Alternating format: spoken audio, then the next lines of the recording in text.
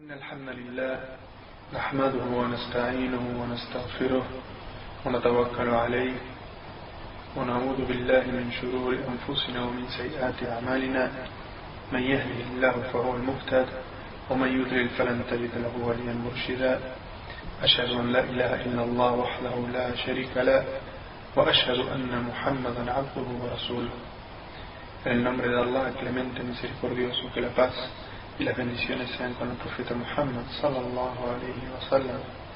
Atestigo que no hay Dios sino Allah y que nada ni nadie merece la adoración sino Él, y atestigo que Muhammad es el siervo, el mensajero y último de los profetas enviados por Allah a la humanidad. Alabado sea Allah, Señor del universo, solo a Él imploramos y pedimos ayuda.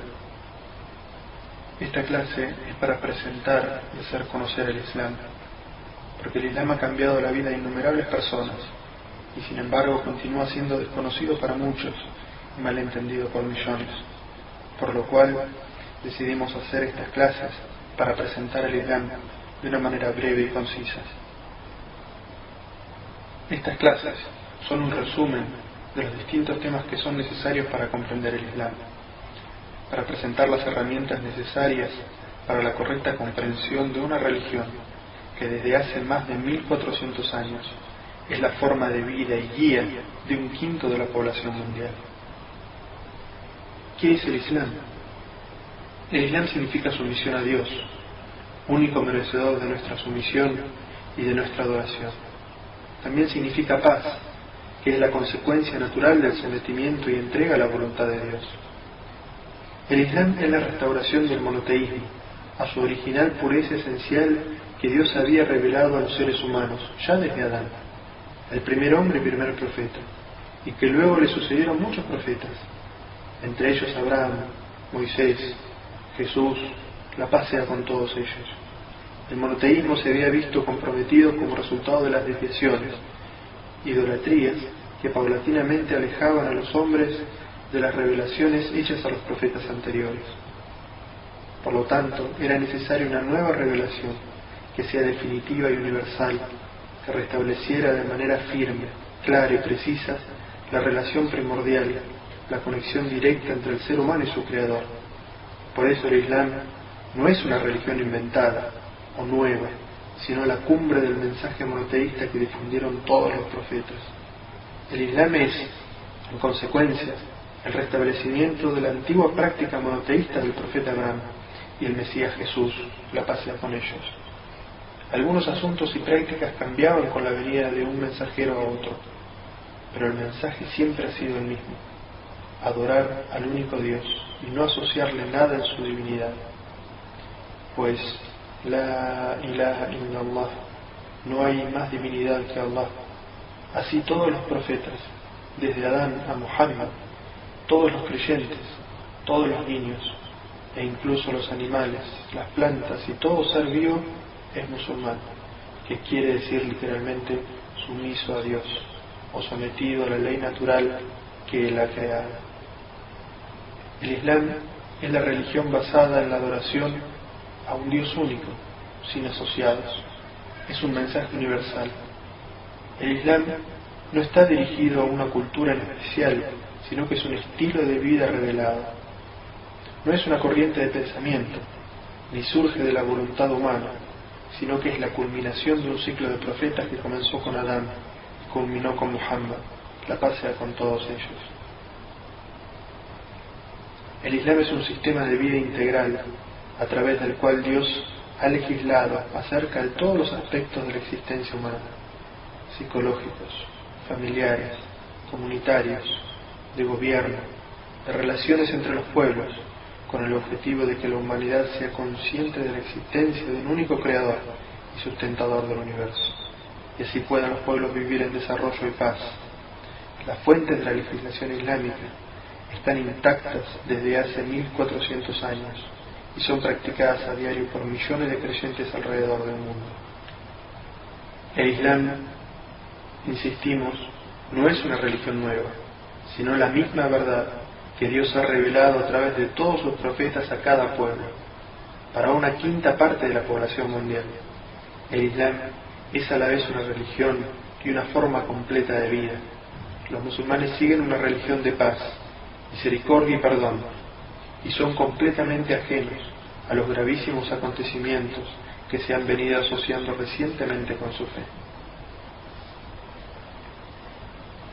El Islam es un mensaje universal. Este mensaje no puede reducirse al estrecho marco de una cultura, ya sea la árabe, la griega, la romana, la china o la persa. Si fuese así, el mensaje divino quedaría reducido a una cultura o a una determinada etnia y perdería su carácter de universalidad y trascendencia, quedando reducido a una mera corriente filosófica o pensamiento para devenir en una ideología más. El mensaje del Islam es universal y va dirigido a toda la humanidad, sin distinción de razas, culturas o idiomas. El idioma árabe solo sirve de nexo entre los musulmanes, por haberse manifestado la revelación del Corán en esa lengua, tan precisa, tan evidente y clara, y haberse transmitido el mensaje revelado en ese idioma, ya que las traducciones muchas veces conducen a malas interpretaciones. El Islam y su profeta fueron enviados como una misericordia para todos los pueblos. Dice en el Corán: y te hemos enviado como misericordia para los mundos. Los mensajeros anteriores a Muhammad fueron enviados a un pueblo en particular. Los mensajeros anteriores a Muhammad fueron enviados a un pueblo en particular. Pero el Islam es una religión universal, es decir, que su doctrina no hace acepción de personas, sino que su profeta trajo un mensaje para todos los seres humanos. En la actualidad se conserva tal cual como fue revelado en el Corán, que permanece en su forma original y guiará a la gente hasta el día del juicio final. Existen mitos cerrados sobre el Islam. Muchas veces se lo cataloga como una religión que solo pertenece a los pueblos árabes, pero no es así.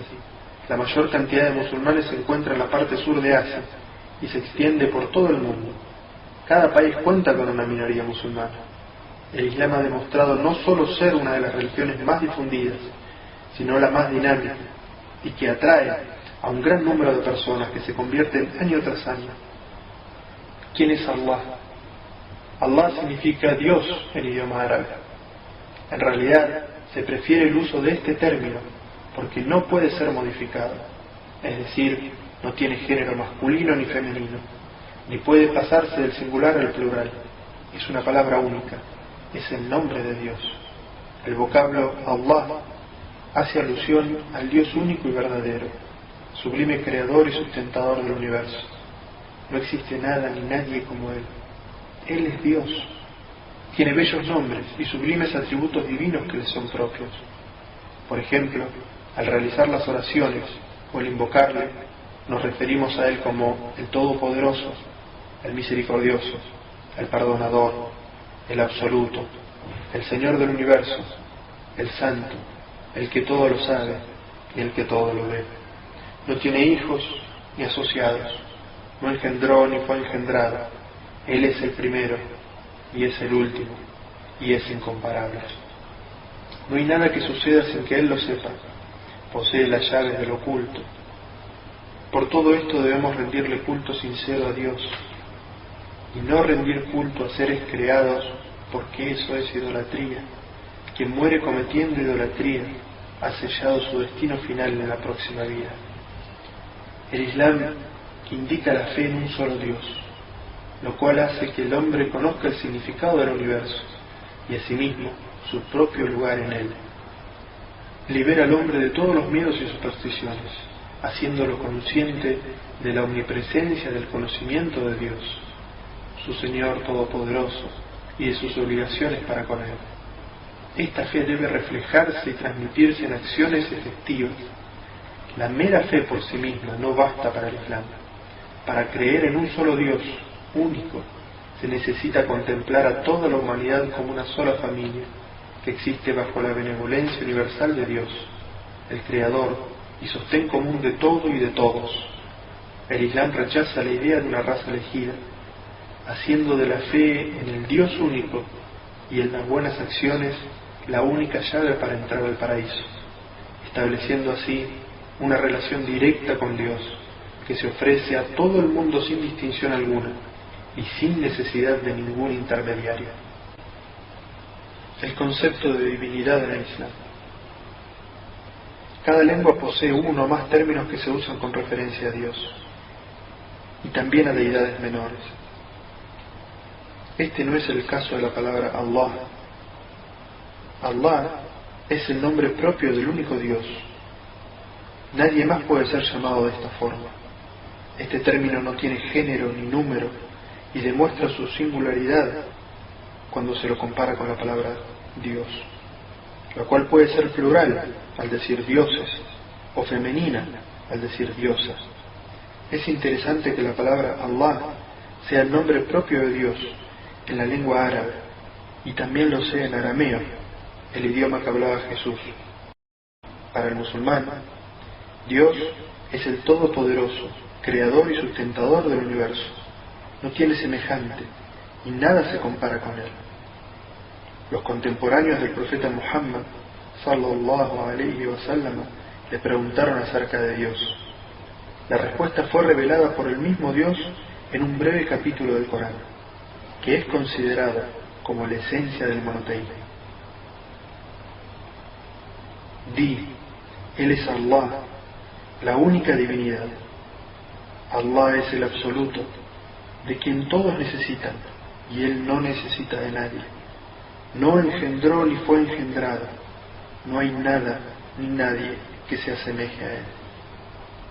Algunas personas que no son musulmanas alegan que el Dios del Islam es rígido y cruel, que demanda ser obedecido, que no ama ni es benévolo. Nada más alejado de la realidad. Es suficiente saber que los 114 capítulos del Corán, excepto uno, comienzan con las palabras: en el nombre de Allah, el Clemente, el Misericordioso. El profeta Muhammad sallallahu alayhi wa sallam dijo: Dios es el más benévolo y ama a sus criaturas más que una madre a un hijo. Pero Dios también es justo. En efecto, el atributo de misericordia de Dios está relacionado completamente con su atributo de justicia. Los que sufren toda una vida perseguidos por su fe y los que oprimen y explotan a otros durante toda su vida no pueden recibir el mismo trato de su Señor. Esperar lo mismo sería negar la responsabilidad que tiene el ser humano sobre sus obras y el juicio que por ello le compete en la vida futura, y sería negar toda estimulación hacia la vida moral y virtuosa en este mundo.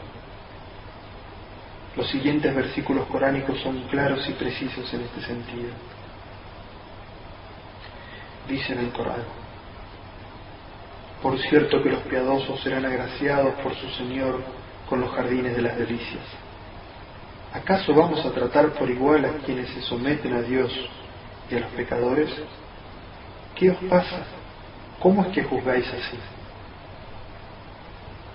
El Islam rechaza caracterizar a Dios bajo cualquier forma humana o presentarlo a favor de ciertos individuos o naciones en base a su riqueza, poder o raza.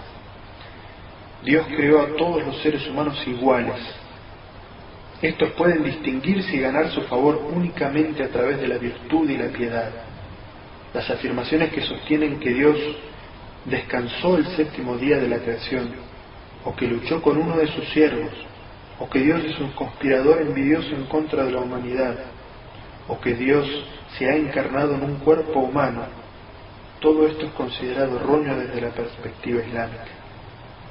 El uso de la palabra Allah, el nombre propio de Dios, es un reflejo puro del énfasis islámico en la creencia de un solo Dios, que es la esencia de todos los mensajes transmitidos por los profetas. Es por eso que el Islam considera a la asociación de cualquier deidad o persona junto a Dios como un pecado grave que Allah no perdonará el día del juicio final, salvo que el individuo se haya arrepentido durante su vida terrena. El Creador es de una naturaleza diferente a lo creado, porque si fuese de la misma naturaleza sería transitorio, temporal y necesitaría de un Creador. Si el Creador no es transitorio, entonces debe ser eterno. Y si es eterno, su existencia no puede ser causada. Y si nada causa su existencia, nada fuera de él es causal de que siga existiendo. Y esto significa que es autosuficiente. Si él no depende de nada para continuar su existencia, entonces ésta no puede tener fin. Por esta razón es que el Creador es eterno, Él es el primero y es el último, es autosuficiente. Él no solo crea todas las cosas, sino que las preserva, las sustenta y es el responsable de todo cuanto le sucede. Dice en el Sagrado Corán: Dios es el creador de todas las cosas y Él es su amparador. A Él pertenecen las llaves de los cielos y de la tierra y el poder total sobre ellos. Dice en otro versículo: no existe criatura en la tierra sin que sea Dios quien la sustenta. Él conoce su morada y por dónde transita. Todo está registrado en un libro evidente. Los atributos divinos. Si el Creador es eterno, sus atributos entonces también lo son. La lógica entonces indica que no puede perder ninguno de sus atributos ni adquirir nuevos. Si esto es así, entonces sus atributos son absolutos. ¿Puede haber más de un creador con atributos absolutos? ¿Puede haber, por ejemplo, dos creadores absolutamente poderosos? Si pensamos esto por un momento, veremos que no es posible. El Corán resume este argumento en los siguientes versículos. Dios no ha tenido un hijo, ni existe otra divinidad salvo Él. Si así fuera, cada divinidad acapararía su propia creación, y entonces pretenderían predominar unas sobre otras. Dice en otro versículo: si hubiese habido en los cielos y en la tierra otras divinidades aparte de Dios, estos se habrían destruido. El Corán nos recuerda la falsedad de los alegatos de aquellos que afirman la existencia de distintos dioses. A los adoradores de objetos fabricados por la mano del hombre se les puede preguntar: ¿acaso adoráis lo que vosotros mismos habéis tallado? ¿Es que toman el lugar de Dios protectores que no pueden beneficiarse ni perjudicarse siquiera a sí mismos? A los que adoran cuerpos celestes se les puede citar la historia de Abraham.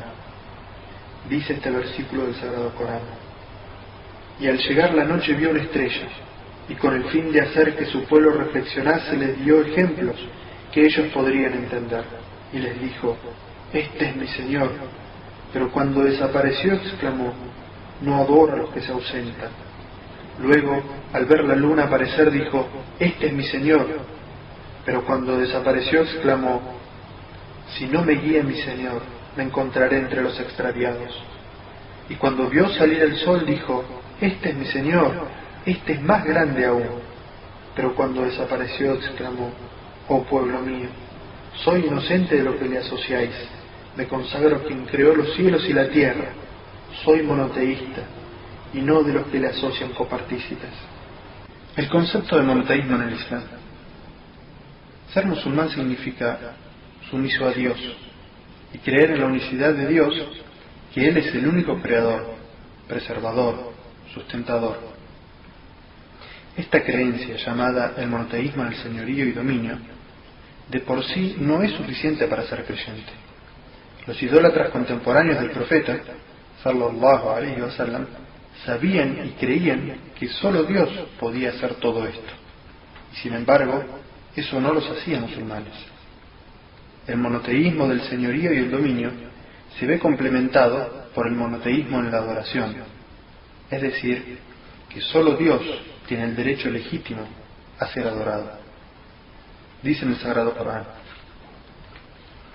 oh gente del libro, no os extralimitéis en vuestra religión, no digáis acerca de Dios sino la verdad. Ciertamente el Mesías, Jesús, hijo de María, es el mensajero de Dios y su palabra, que depositó en María, y un espíritu que proviene de Él. Creed, pues, en Dios y en sus mensajeros. No digáis que es una Trinidad. Desistid, pues es lo mejor para vosotros. Por cierto que Dios es la única divinidad, glorificado sea. Es inadmisible que tenga un hijo. A Él pertenece cuanto hay en los cielos y la tierra. Es suficiente Dios como protector. Cuando la fe penetra en el corazón, la persona experimenta un sentimiento de agradecimiento a Dios, que es la esencia de la adoración. El sentido de agradecimiento es tan importante que el que no cree en Dios es llamado kafir, que quiere decir quien niega la verdad, aquel que es desagradecido y también quien es rebelde contra aquel que lo ha creado.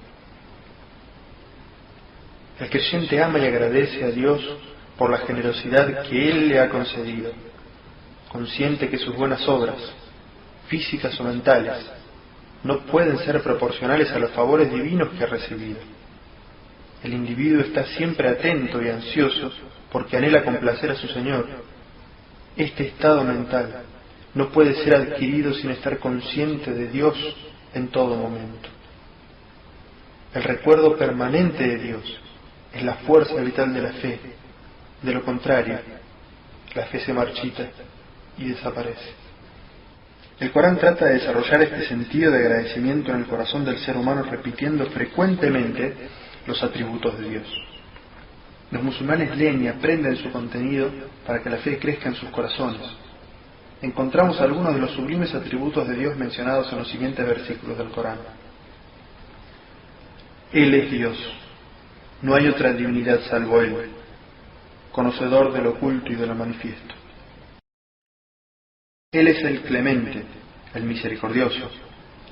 Él es Dios, no hay otra divinidad salvo Él, el soberano, el santísimo, el pacificador, el dispensador de seguridad, el celador, el poderoso. Glorificado sea Dios. Él está por encima de lo que le atribuyen. Él es Dios, el creador, el iniciador y el formador. Suyos son los nombres y atributos más sublimes. Todo cuanto existe en los cielos y en la tierra le glorifica. Él es el poderoso, el sabio.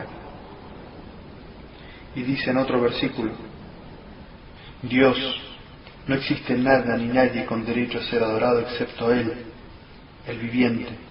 Se basta a sí mismo y se ocupa de toda la creación. No lo toma somnolencia ni sueño. Suyo es cuanto hay en los cielos y la tierra. ¿Quién podrá interceder ante Él sin su anuencia? Conoce el pasado y el futuro, y nadie abarca de su conocimiento salvo lo que Él quiere. Su trono se extiende en los cielos y en la tierra, y la custodia de ambos no le agobia, y Él es el sublime, el grandioso. ¿Quién es Muhammad?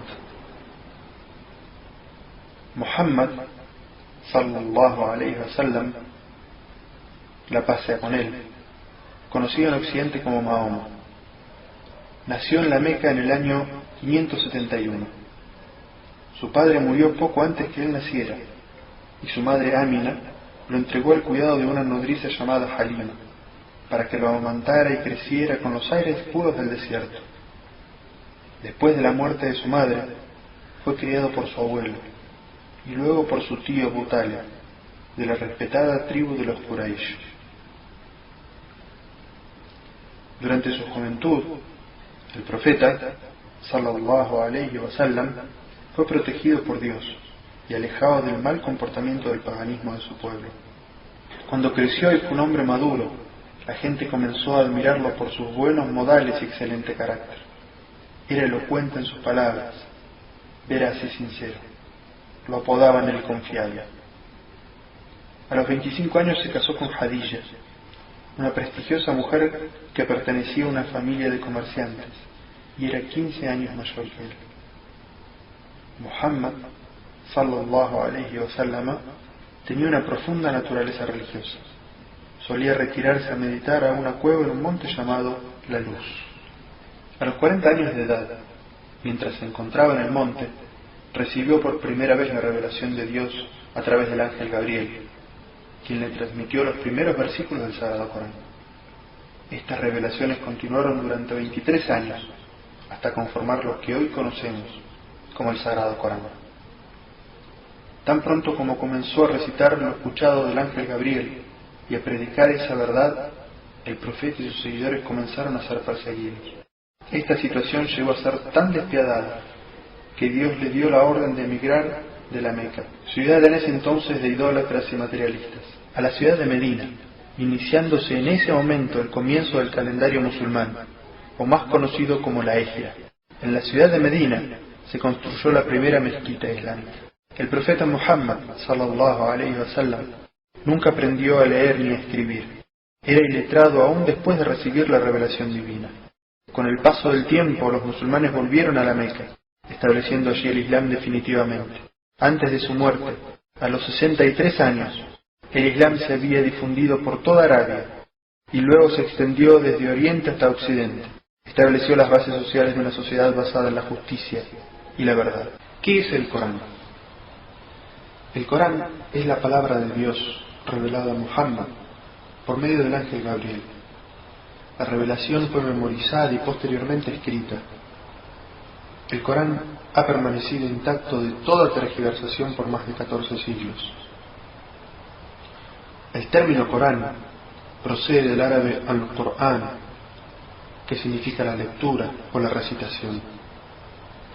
Este libro recoge las diferentes revelaciones de Dios a Muhammad durante los casi 23 años de su vida profética. Está dividido en 114 suras o capítulos, unos más extensos que otros. El más breve contiene solo 3 versículos y el más amplio 286 extensos versículos. Algunos capítulos fueron revelados en la Meca y otros en Medina.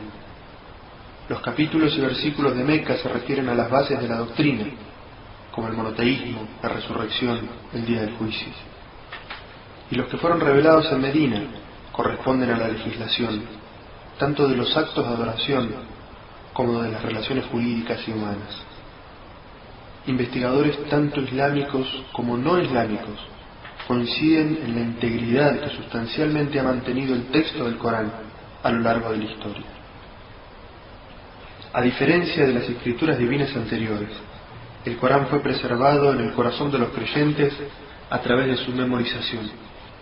No se mantuvo en las manos de ningún clérigo ni grupo que pudiera tergiversar su contenido, sino que siempre estuvo al alcance de todos los musulmanes, ya que lo recitaban en sus oraciones diarias. Después de realizar un estudio sobre el Corán, Maurice Bucaille, un cirujano francés interesado en los aspectos científicos del Corán, dijo: gracias a su indiscutida autenticidad, el texto del Corán mantiene un lugar único entre los libros de la revelación. El concepto de adoración en el Islam. La adoración, según el Islam, se refiere a la purificación del ego y a la vez a la vida diaria del ser humano. La base de la adoración reside en el hecho de que los seres humanos son criaturas y siervos de Dios, su Creador y Señor, quien juzgará sus obras en el más allá. Así, el acercamiento del ser humano hacia Dios es en estrecho contacto, con reverencia, espíritu de devoción y humilde sumisión. En algunas religiones, la adoración es un modo de desarrollar una actitud de ascetismo y aislamiento de la vida natural. En estas religiones se trata de desarrollar una mentalidad que desprecia la alegría y el gozo de los placeres lícitos del mundo. Existen otras religiones que consagran ciertos lugares para la adoración, prohibiendo que se realice en cualquier otro lugar. Hay también religiones en las que la adoración solo puede ser realizada en presencia de un director, llamado sacerdote. Así, la naturaleza y las formas de la adoración varían de una religión a otra. En el Islam, la adoración está directamente relacionada con el hecho de que los correctos cimientos para una vida buena y sana son la solidez en las creencias y pensamientos, pureza de espíritu y rectitud en las acciones. A través de la creencia en la unicidad de Dios, el Islam purifica la creencia de las personas de todos los mitos y supersticiones. El politeísmo y la idolatría son contrarias al Islam y degradan al ser humano a un nivel incompatible con su dignidad.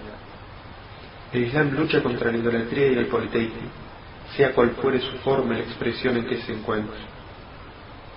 En cuanto a la erradicación de la idolatría, el Islam considera sus más imperceptibles formas. incluso aquellas creencias y prácticas que no parecen idólatras para quienes las practican.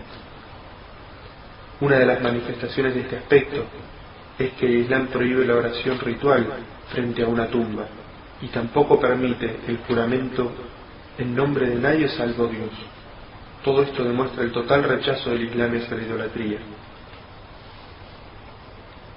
Características de la adoración.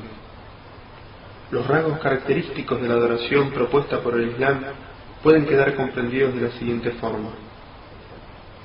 Primero, no existen intermediarios. El Islam libera la adoración de toda servidumbre a cualquier intermediario entre el ser humano y su Creador. Y el Islam crea una unión directa entre el ser humano y su Señor, haciendo así innecesaria la intervención de intermediarios. Los sabios y eruditos, considerados doctos en el Islam, sheikh, alim, no son intermediarios entre el hombre y Dios, y ni siquiera tienen el derecho a legislar actos de adoración dirigidos a Dios. Son considerados seres humanos a los que se les ha impuesto la tarea adicional de enseñar a aquellos que carecen de los conocimientos básicos. Son considerados culpables y guardan para sí dicho saber, y no lo imparten a quienes aspiran a tenerlo. En otras palabras, la jurisprudencia islámica no impone el dominio de la gente docta en materia religiosa sobre el resto de la gente en el camino correcto. Según el texto del Corán, exhorta, oh Muhammad, a los hombres, pues esa es tu misión. El profeta sallallahu alayhi wa sallam también dirigió a su propia hija Fátima las siguientes palabras, que muestran que todos los seres humanos están en un nivel de completa igualdad ante Dios. Le dijo: oh Fátima, hija mía, no podré ayudarte en forma alguna ante Dios. Segundo, no está limitada a lugares específicos. El Islam no solamente ha liberado la adoración de la presencia de intermediarios, sino también del confinamiento en lugares determinados. El Islam enseña que todo lugar es lo suficientemente puro para adorar a Dios, ya sea una casa particular, en la cubierta de un buque, en la cabina de un avión o una mezquita especialmente construida para tal fin. Donde quiera que una persona se encuentre puede dirigirse a su Señor y ponerse en comunión con Él. El profeta, sallallahu alayhi wa sallam, expuso esta idea con bellas palabras. Dijo: me ha sido otorgada toda la tierra como mezquita, pura y limpia, a todo hombre de mi nación que le alcance la hora de la oración, que la realice donde sea que se encuentre. Para el Islam, la adoración no queda reducida a oraciones particulares. El Islam considera que cada acto virtuoso que se realiza sinceramente y bajo la perspectiva de materializar los mandatos de Dios y alcanzar su complacencia, representan un acto de adoración por el cual el ser humano será recompensado. Tercero, una perspectiva holística. Para el Islam, la adoración no queda reducida a oraciones particulares. El Islam considera que cada acto virtuoso que se realiza sinceramente y bajo la perspectiva de materializar los mandatos de Dios y alcanzar su complacencia, representan un acto de adoración por el cual el ser humano será recompensado. Comer, beber, dormir o divertirse, incluso las actividades que dan placer, incluyendo el placer sexual de las parejas. Todos estos actos se transforman en adoración si se realizan con un móvil sinceramente dirigido a Dios. Estas acciones dan lugar a actos de adoración si la intención que los origina está de acuerdo con la voluntad de Dios. También es un acto de adoración tratar de fortalecer el cuerpo mediante el correcto suministro de alimentos y el descanso adecuado, mediante la ejecución de ciertos ejercicios o trabajos, así como el descanso y la distracción que el cuerpo necesita para poder llevar a cabo las responsabilidades que le han sido encomendadas por Dios. De hecho, si se hace todo esto con la intención de agradar a Dios, se pone en práctica el siguiente dicho del profeta Muhammad sallallahu alayhi wa sallam: el creyente fuerte es mejor y más amado por Dios que el creyente débil, pero en ambos hay bien. En resumen, resulta que solo mediante la purificación de los motivos y de las intenciones, los actos de la vida cotidiana se convierten en actos de devoción y adoración. Así, es posible avanzar espiritualmente, aunque se esté disfrutando de los placeres lícitos de la vida mundana. La razón es que durante estos actos el corazón permanece en comunión con Dios mediante la pureza de la intención. Ello nos pondrá en condiciones de permanecer continuamente en un estado de sumisión, obediencia y devoción a Dios, incluso durante el trabajo, siendo esta la verdadera esencia de la adoración. El Islam, a diferencia de otras religiones, no desprecia la satisfacción de los apetitos corporales instintivos. Es más, el Islam no considera en modo alguno que abstenerse de satisfacer estos deseos signifique mayor piedad y virtud que satisfacerlos. El Islam quiere que la persona disfrute de los placeres y de las cosas buenas que la vida proporciona, siempre que no se violen los límites de legitimidad ni los derechos ajenos, ni eche por tierra los buenos principios morales, ni perjudique los intereses generales de la sociedad. El Islam quiere que el corazón del ser humano permanezca en comunión permanente con Dios, así como también desea que las personas observen la vigilancia incesante sobre sus deseos, para su propio beneficio en la vida futura. Dice Dios en el Sagrado Corán: procúrate con lo que Dios te ha agraciado la morada en la otra vida, y no olvides tu deber con este mundo. Las alegrías y los placeres pueden llegar a ser actos de adoración mediante la intención sincera. Se sabe perfectamente que la devoción a Dios no significa necesariamente el abandono de la vida mundana, buscando miseria y pobreza. ¿A qué conduce la buena intención? ¿Le sobreviene al hombre el olvido de Dios a causa del excesivo abandono de sí mismo? El profeta Muhammad sallallahu alaihi wasallam dijo que cuando alguien coloca afectuosamente un bocado de comida en la boca de su esposa para estrechar los vínculos de amor conyugal, es también recompensado por ello, porque se está tratando de alcanzar una vida en común, con amor y afecto, que, como dice el Sagrado Corán, es el propósito de la vida familiar. Dice en el Corán: y entre los signos de Dios está haberos creado cónyuges de entre vosotros mismos, para que encontréis sosiego y os relacionéis con amor y misericordia. Por cierto que en esto hay signos para quienes reflexionan. La finalidad de los ritos de adoración. Las oraciones, así como todas las formas prescriptas de adoración, sirven para distinguir a los creyentes que sinceramente tienen fe y deseos de servir a Dios de aquellos otros que se contentan con palabrerías. La oración es tan importante que el profeta Muhammad sallallahu alaihi wasallam dijo: la oración es el pilar de la religión islámica, y quien quiera que la abandona destruye su religión. La finalidad del Islam, al declarar que la adoración abarca la totalidad de los aspectos de la vida humana, es hacer que la fe religiosa desempeñe un papel efectivo y práctico, desarrollando en el ser humano una actitud paciente y fuerte ante las dificultades y obstáculos, creando en él un impulso para lograr superarse espiritual y materialmente. Todo esto deja ver ampliamente que el Islam, abanderado de los conceptos e ideas antes citados, se opone a filosofías que incitan a la persona a convertirse en un ermitaño, es decir, a una errónea clase de ascetismo que se fundamenta en la renuncia al mundo y la abstención de la búsqueda del sustento, en el abandono de la vida de acción y desarrollo, en el completo estancamiento y decadencia. Estas actitudes no tienen lugar dentro del Islam, más bien son símbolos de derrota y evasión de la lucha por la vida. Para vivir se requiere fuerza, recursos y actividad. El papel que desempeña el Islam en el desarrollo de la vida es totalmente positivo. Así pues, dedicarnos a cultivar la vida espiritual debería hacernos más fuertes y decididos en el desarrollo y progreso de una vida mejor en este mundo. Las creencias del Islam son claras y simples. El Islam tiene en cuenta todas las circunstancias de la vida, y es por ello que brinda soluciones que facilitan el modo de vida de los seres humanos. El Islam se plantea como una forma de vida que da protección y guía a quien lo desee. El profeta, sallallahu alaihi wasallam, dijo: el Islam es sencillo, y quien se sobrecargue en su religión no podrá cumplir con lo que se proponga. no se fanaticen, pero traten de acercarse a la perfección tanto como puedan. Dice en el Sagrado Corán: Dios os eligió para que sigáis su religión, y no os prescribió nada que no pudierais cumplir. Esta es la religión monoteísta de vuestro padre Abraham.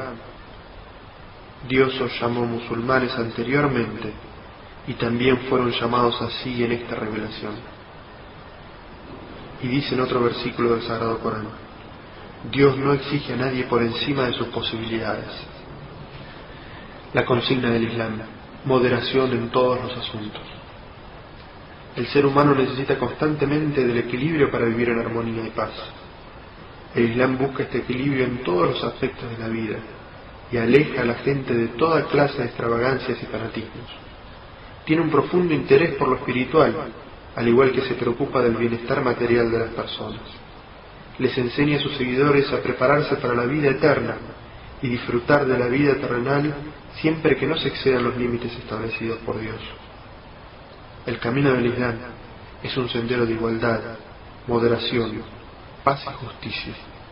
El Islam se diferencia de otras religiones, pues no enfatiza lo material en desmedro de lo espiritual, sino que armoniza ambos. Los excesos y el desenfreno están estrictamente prohibidos, porque perjudican la salud física y emocional de las personas. Los derechos humanos en el Islam. Para comentar este importante tema, el Islam parte de un concepto especial. Dios es el único y absoluto dueño del universo, el soberano que da fortaleza y el que alimenta, el misericordioso cuya clemencia alcanza a todos los seres humanos, otorgándoles dignidad y honor. Todas las personas son iguales en el Islam, y no se debe discriminar a causa de nacionalidad, color o raza. Cada ser humano es igual a sus semejantes, y la humanidad forma una comunidad fraternal al servicio del Creador del universo. En este concepto espiritual, el concepto islámico de la unicidad divina es dominante y central, y comprende necesariamente el concepto de la unidad humana y la fraternidad entre todos los seres humanos. Un Estado islámico puede ubicarse en cualquier lugar de la tierra, pero el Islam no limita los privilegios y los derechos del hombre a las fronteras de su propio Estado. El Islam estableció el marco de los derechos humanos, fundamentales y universales para toda la humanidad, derechos que deben ser observados y respetados en todas las circunstancias. El Sagrado Corán afirma claramente: Oh creyentes, sed firmes con los preceptos de Dios, dad testimonio con equidad, y que el rencor no os conduzca a obrar injustamente. Sed justos, porque de esta forma estaréis más cerca de ser piadosos.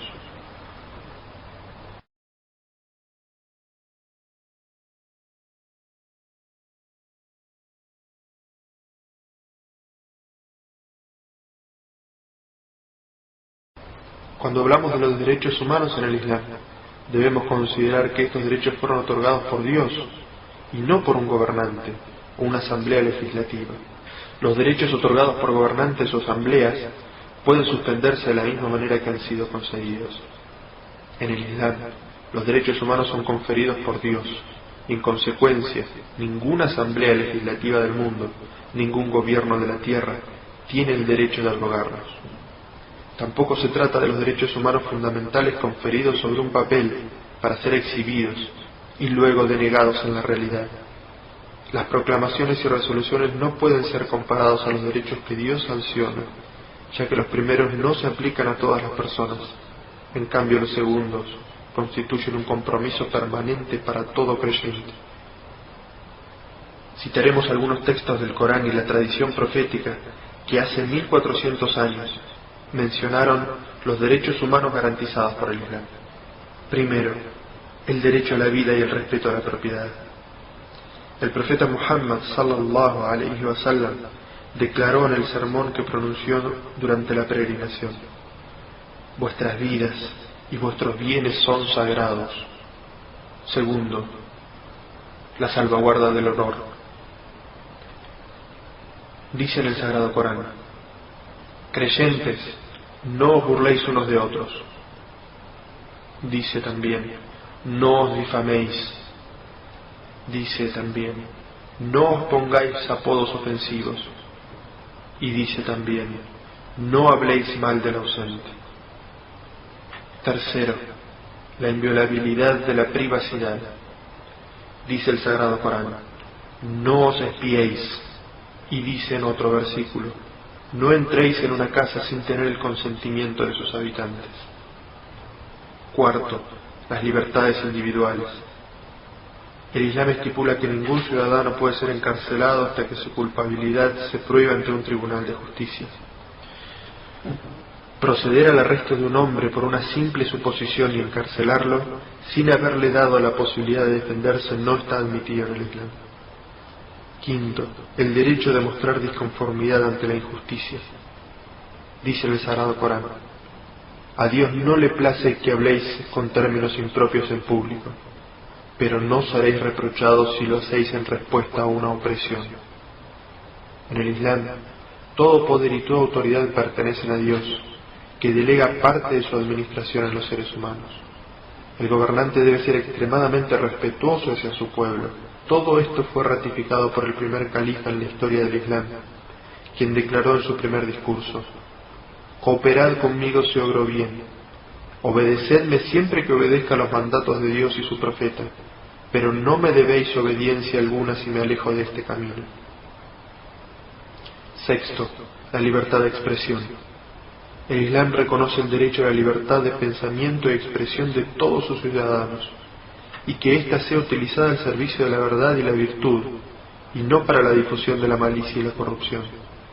El concepto islámico de la libertad de expresión no consiente en ningún momento utilizar un lenguaje ofensivo o injurioso con el pretexto de la libertad de crítica. Séptimo, la libertad de asociación. El Islam reconoce también el derecho a asociarse y formar organizaciones. Este derecho está contemplado dentro de las reglas de la jurisprudencia islámica. Octavo, la libertad de conciencia y convicción. El Corán proclama: no está permitido forzar a nadie a creer. Noveno, la protección de las libertades religiosas. Paralelamente a la libertad de conciencia, el Islam reconoce al individuo su derecho a ser respetado por sus convicciones religiosas y le garantiza que nada atentará contra este derecho. El Corán dice: no está permitido forzar a nadie a creer. Décimo, el derecho de asistencia a las necesidades básicas. El Islam reconoce a los necesitados el derecho a ser ayudados y asistidos. Dijo el profeta Muhammad, sallallahu alayhi wa sallam: toda persona que tenga excedente debe contribuir a satisfacer las necesidades de los pobres y los más desvalidos. Décimo primero, la igualdad ante la ley. El Islam afirma que los ciudadanos deben disfrutar de una igualdad completa y absoluta ante la ley. Décimo segundo, los gobernantes y ricos no están por encima de la ley. Una mujer perteneciente a una familia noble e influyente fue arrestada por un robo. El caso fue llevado ante el profeta sallallahu alayhi wa sallam y algunas personas pidieron la conmutación de la pena. Pero el profeta respondió: las naciones que os precedieron fueron destruidas por Dios, porque solían castigar al débil por un delito y dejaban libre a los nobles a pesar de sus crímenes. Por Dios, quien posee mi vida en sus manos, juro que si Fátima, mi hija, cometiese ese crimen, le habría aplicado la pena correspondiente. Décimo tercero, el derecho a participar en los asuntos del Estado. El Sagrado Corán describe el marco correcto para esta participación. Dice en el Sagrado Corán: no tomarás ninguna decisión sin antes consultarlos.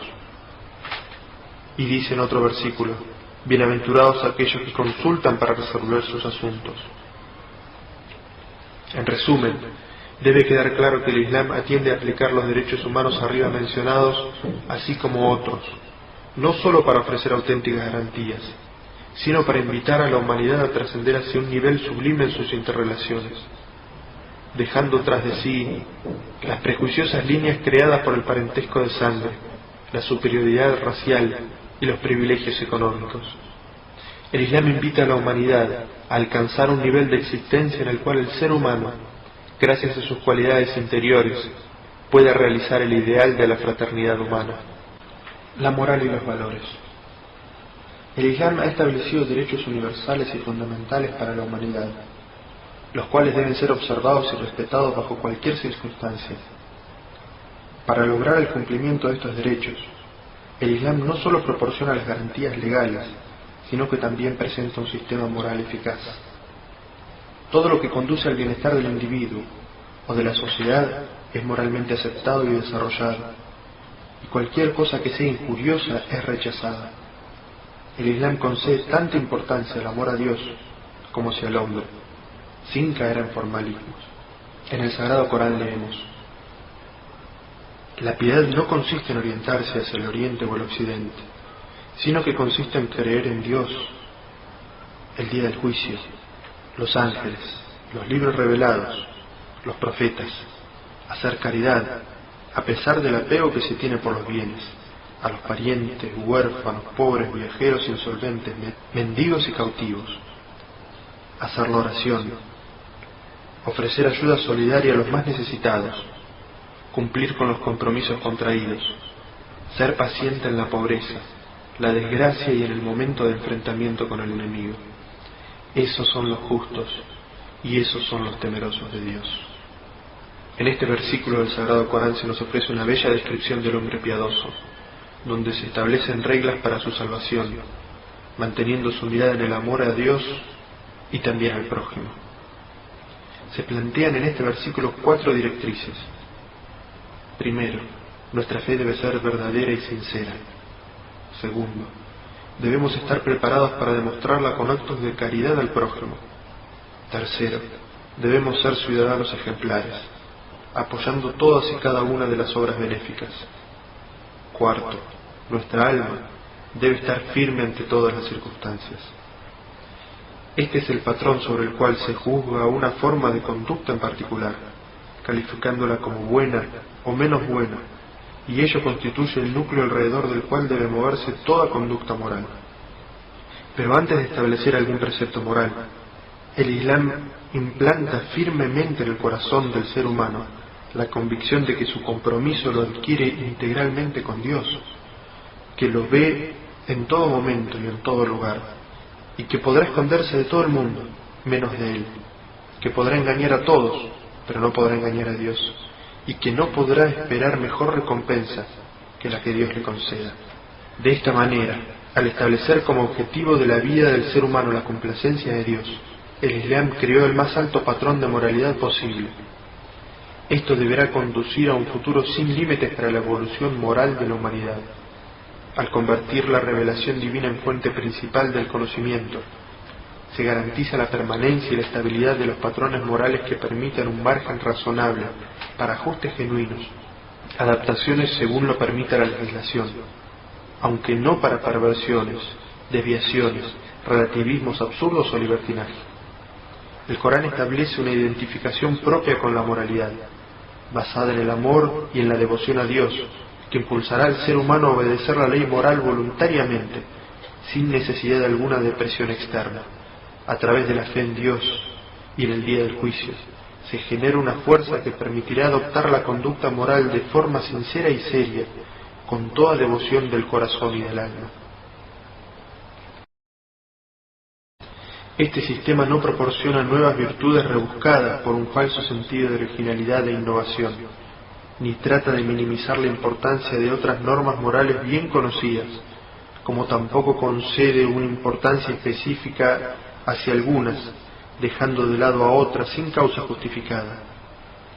El Islam recoge todas las virtudes morales conocidas y con un sentido de equilibrio y proporción le asigna a cada una de ellas un lugar y una función adecuada en el esquema global de la vida.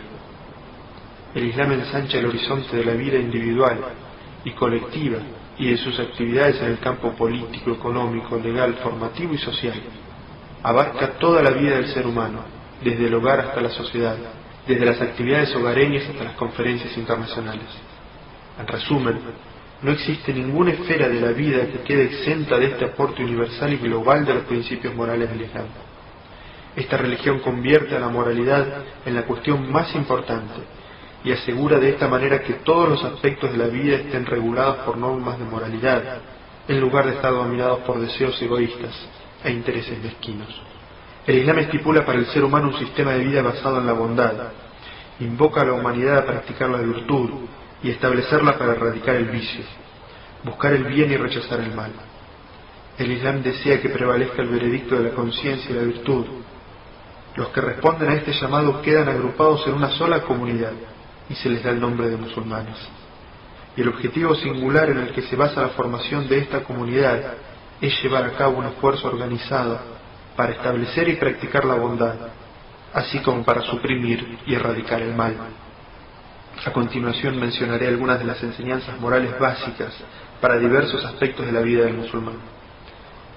Abarcan el amplio aspecto de la conducta moral personal, así como también sus responsabilidades sociales.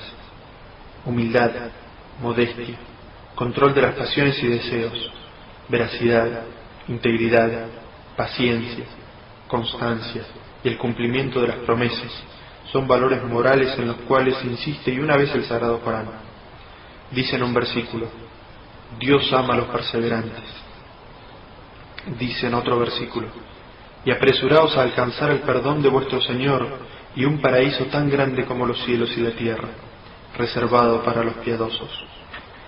Aquellos que hacen caridad, tanto en los momentos de holgura como en los de estrechez, controlan su cólera y perdonan a los hombres, sepan que Dios ama a los benefactores. Y dice en otro versículo: oh hijito, haz la oración, ordena el bien y prohíbe el mal, y sé paciente ante la adversidad. Ciertamente esto es parte de lo que Dios prescribió y requiere entereza. No les des vuelta la cara a la gente, y no andes por la tierra con arrogancia. Ciertamente Dios no ama a quien es presumido y engreído. Sé modesto en tu andar, y no levantes tu voz, que ciertamente la voz más desagradable es la del asno. En una forma que resume el comportamiento de los musulmanes, el profeta Muhammad sallallahu alayhi wa sallam dijo: mi Señor me dio 9 indicaciones. Permanecer devoto a Dios tanto en privado como en público. Hablar con justicia, tanto si estás irritado como si estás contento. Mostrar moderación, tanto en la pobreza como en la riqueza. Volver a establecer la amistad con aquellos que la hayan roto contigo. Darle a aquel que te rechace. Y que disponga siempre lo que es correcto. Las responsabilidades sociales. Las enseñanzas del Islam referente a las responsabilidades sociales están basadas tanto en el afecto y el respeto como en la solidaridad con el prójimo. Dado que algún precepto general de bondad probablemente llegue a ignorarse en alguna situación concreta, el Islam insiste en actos de bondad específicos y define las responsabilidades y derechos de diferentes relaciones.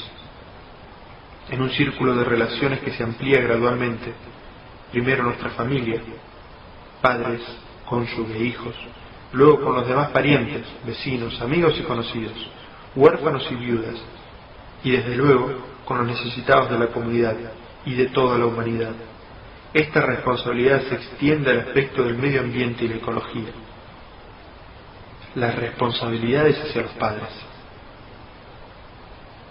En las enseñanzas del Islam se insiste repetidamente en el respeto y cariño a los padres, siendo esto muy importante en la expresión de la fe del musulmán. Dice en el Sagrado Corán: tu Señor ha ordenado que no adoréis sino a Él, y que seáis benévolos con vuestros padres. Si uno de ellos o ambos alcanzan la vejez, no seáis insolentes con ellos, y ni siquiera les digáis uf, y háblales con dulzura y respeto. Trátales con humildad y clemencia y ruega: oh Señor mío, ten misericordia de ellos, como ellos la tuvieron conmigo cuando me educaron siendo niño. Las responsabilidades sociales hacia el prójimo. El profeta sallallahu alayhi wa sallam dijo: no es creyente aquel que come hasta saciarse cuando su prójimo tiene hambre. Y dijo: no es creyente aquel cuyo prójimo no esté a salvo del perjuicio que pueda causarle su mano y su lengua. De hecho, de acuerdo con el Sagrado Corán y las tradiciones proféticas, el musulmán debe cumplir con su responsabilidad social, no solo con sus padres, parientes y vecinos, sino con toda la humanidad, los animales, el medio ambiente y la ecología. Por ejemplo, no está permitido en el Islam cazar pájaros y animales por el mero placer de cazar. De la misma forma, está prohibido cortar árboles y plantas frutales, a menos que exista para ello una necesidad muy urgente. De este modo y basándose en estas características, el Islam crea un sistema moral elevado, gracias al cual la humanidad podrá alcanzar todo su potencial. El Islam purifica el alma del egoísmo individualista, de la tiranía, de la vanidad y de la indisciplina. Crea hombres piadosos y devotos a Dios, leales a sus ideales, cultos, llenos de bondad, generosidad y disciplina, que no se comprometen con la falsedad. El Islam induce sentimientos de responsabilidad y moral y fomenta la capacidad de autocontrol. Genera solidaridad, hermandad, misericordia, simpatía, paz, desinterés, ecuanimidad y veracidad escrupulosa respecto a toda la creación y en todas las situaciones.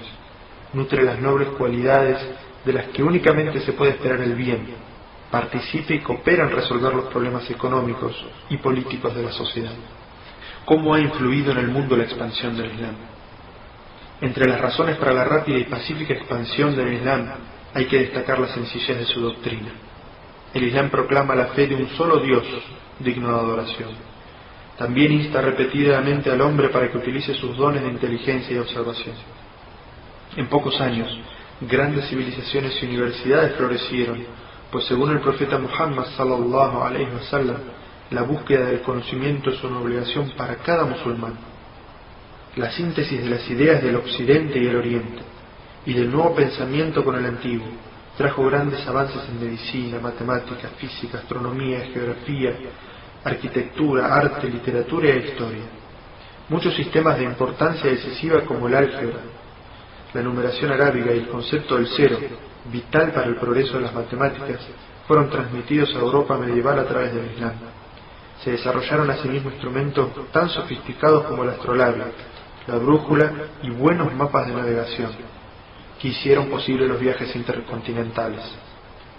No existe y nunca existió un conflicto entre la ciencia y el Islam, por la simple razón de que no hay conflicto entre la naturaleza humana y el Islam. Sus enseñanzas ponen un énfasis positivo en todas las manifestaciones de la vida del cuerpo, de la mente, del organismo social, para así proveer el más fuerte estímulo posible en la lucha del hombre por alcanzar la verdad y la felicidad en su vida. Los musulmanes en el mundo. Los musulmanes son en la actualidad más de 1.500 millones, esparcidos en una vasta parte del planeta, de distintas razas, culturas y nacionalidades, unidos por una única fe, la fe del Islam. Desde el sur de Filipinas hasta Nigeria, el 25% de los musulmanes habita en Pakistán y la India, el 20% al sur del Sahara, el 15% en el sudeste asiático, aproximadamente el 15% viven en el mundo árabe, el 10% en Rusia y China, el 10% en Turquía, Irán y Afganistán. El país con mayor población musulmana del mundo es Indonesia, con 200 millones de musulmanes. Además, existe un 5% en Europa, norte y sur de América y Australia. Las minorías más numerosas se encuentran en Rusia, la India y África Central. Hay 8 millones de musulmanes en los Estados Unidos. Se calcula en promedio que de cada 5 personas en el mundo una es musulmana, por lo que no nos debe parecer una religión ajena o extraña o fuera de nuestro entorno. Conclusión final. Esperamos que esta lectura haya aumentado su conocimiento sobre el Islam. Es necesario observar el Islam desde una óptica abierta y objetiva, lejos de todo prejuicio y desconfianza. Quiera Dios aceptar este humilde trabajo como un intento por hacer llegar a los hispanoparlantes el mensaje del Islam, desde sus más auténticas fuentes y por sus propias palabras.